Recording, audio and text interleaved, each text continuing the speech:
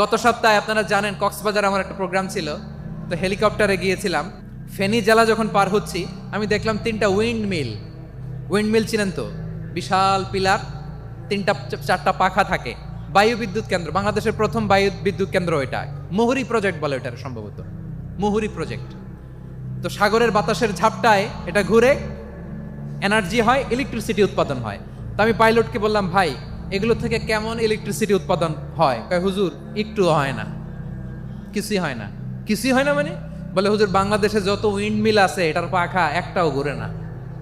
আল্লাহ, বলেন কি? তাহলে এই যে কোটি কোটি টাকা ব্যয় করে যে উইন্ড মিল, কয় হুজুর উপরে ফিটফাট ভিতরে সদরঘাট। তার মানে কোটি কোটি টাকা দিয়ে এই উইন্ড মিল বানায়, এখানে কিছু নাই। দুর্নীতির আড্ডাখানা, আখড়াখানা বাংলাদেশ, ঠিক কিনা বলেন? হায় রে, জাপানিজরাও মানুষ, আমরাও মানুষ।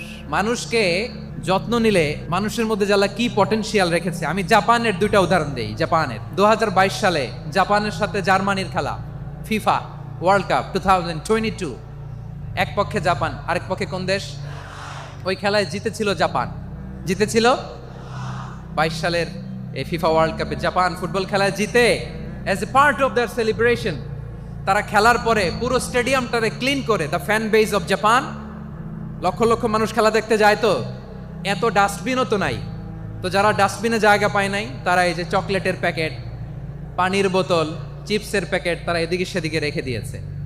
জাপানের ভক্তরা, জাপানের ফলোয়াররা, as a part of their celebration তারা খেলার পরে পুরো স্টেডিয়ামের সব ময়লা আবর্জনা ক্লিন করে তারপরে বিদায় নিয়েছে।